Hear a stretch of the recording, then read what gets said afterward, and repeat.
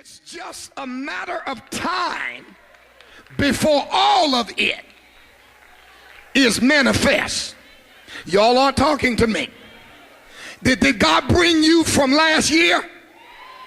Well, you can go on and praise the Lord for next year. Because if you are here right now, let's stop talking about what you've been through. You're here. Look around, look around, look around. Touch yourself, touch yourself. Touch the person sitting next to you and tell them, guess what? We're here. After all we've been through, we are here by the grace of God. And they went through the fire and they did not burn, and they went through the flood and they did not drown. Touch somebody and tell them, I've been through a lot of stuff and I'm here by the grace of God.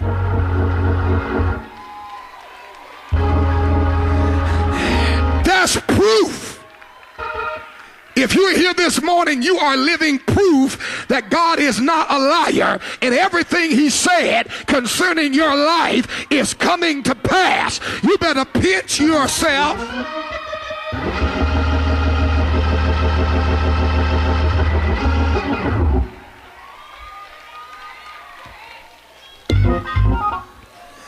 They brought back evidence that God was true to his word. God had told them what to do. Now, another translation of Hebrews 4:6 reads, they entered not in because of disobedience. King James says they didn't go in because of unbelief, and another translation says they didn't go in because of disobedience. So there is a relationship, folks, between unbelief and disobedience. There is a correlationship between unbelief and disobedience. Let's take it a step further, because another translation says they entered not in because of unpersuasiveness. They were not persuaded to enter in. They were not persuaded to go past where they were, even with proof that things were what God had promised. They were not persuaded. Even after what they saw, they were not persuaded enough to act. They didn't believe God or his messenger Moses enough to act, and because of that, they disobeyed God and died in the wilderness. Not God's fault. People who die short of destiny, and that can happen, isn't God's fault, nor is it the devil's fault. People who do not reach destiny are people who know the truth, got the proof, and refuse to be persuaded to go on. Lord, I need some folks who are persuaded this morning. I am persuaded that neither death nor life, principalities, seen, unseen, nothing. Touch somebody and tell them, I'm persuaded that absolutely nothing shall be able to separate me.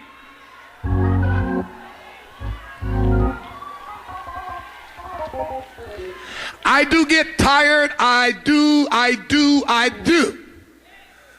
But I'm persuaded every time I stumble to get back up. I'm not getting much help here this morning. Please, is there anybody persuaded? Anybody other than persuaded?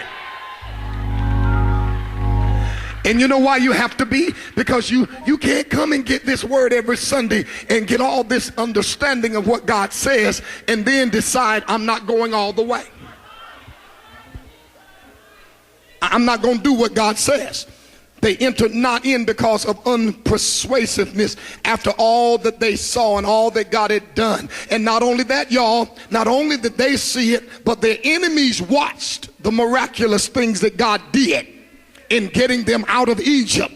Their enemies was on the other side watching the miracles of God. Can I tell you that your enemies are watching?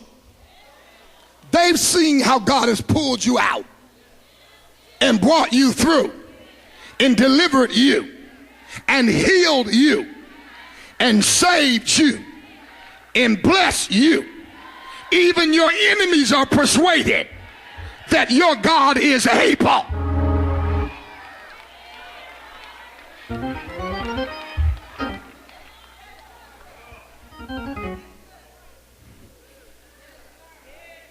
Moses had shared with them, but they couldn't believe. They disobeyed God. They died in the wilderness. And this is what happens when we hear the word but don't believe it enough to act.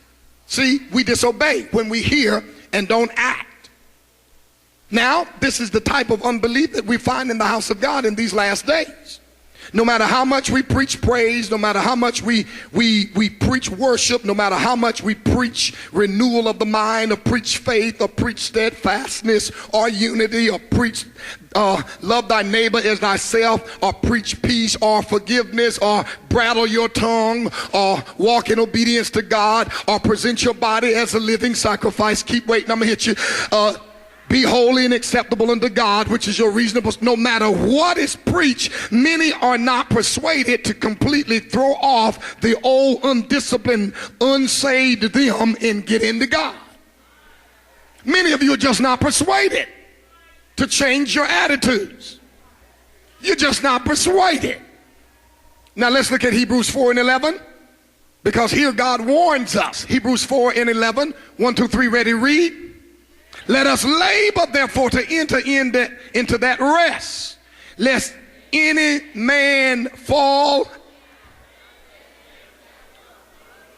The same example of unbelief, unless we repeat what Israel did. Let us labor, not to get rich, not to be famous, not to be in the in crowd. That's not what you labor for. You labor to enter into his promise. Lest you fall into the same trap, trick. But let me say this. Many people are falling not because the devil trapped them or tricked them, but because they refuse to believe God enough to act upon his word. Some of you are not trapped by the devil. You're not tricked by the devil. You just decided that you weren't persuaded to go on. Many people are living in disobedience because after they heard what the word said, they were not persuaded enough to do anything. See, when you're not persuaded enough to act, you are in unbelief. And the word says Israel was an example to all of us where unbelief leads. Unbelief leads to destruction. It leads to coming short of destiny. Let's go back to Hebrews 4:11 and read it again. 1, 2, 3, ready, read. Let's read. Let us labor therefore to enter into what? That rest, that promise that God made. Let us enter into that rest, lest any man fall after the same example of unbelief. Now, this is the type of unbelief where you're not persuaded. In fact, the word says unbelief is translated as disobedience. It's where you are not persuaded, and so you are running off living in disobedience.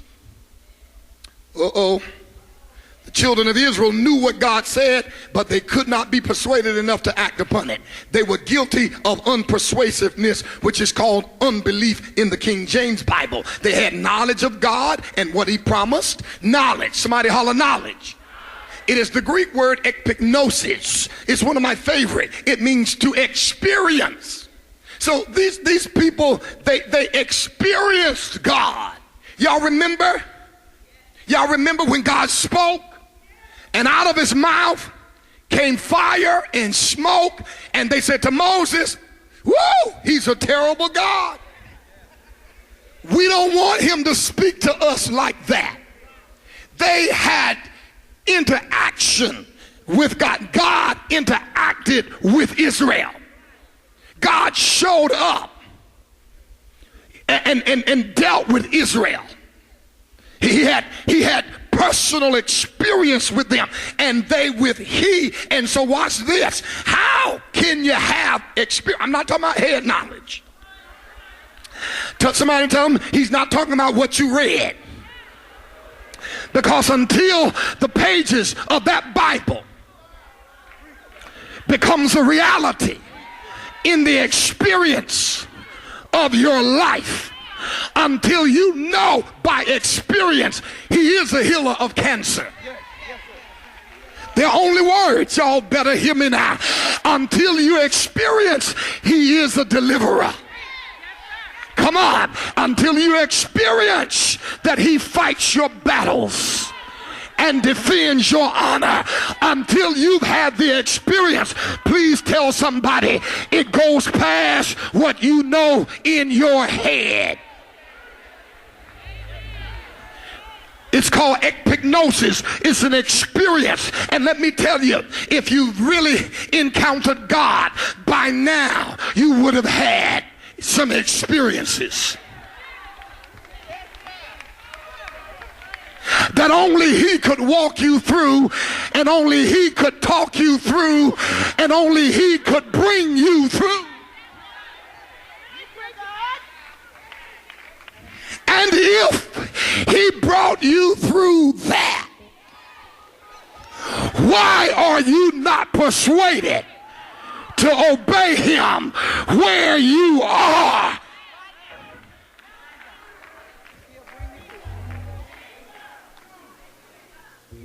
If he brought us from there, why can't we embrace now? He's the same God that led us under the name of Parks Chapel Free Will Baptist Church. He's the same one guiding us, but we just not persuaded. We like what he did back then. How many of you know he's such a sovereign God, and whatever he did back then, he's doing greater now? Oh, I salute and I celebrate the God that he has been, but I am excited about the God that he now is.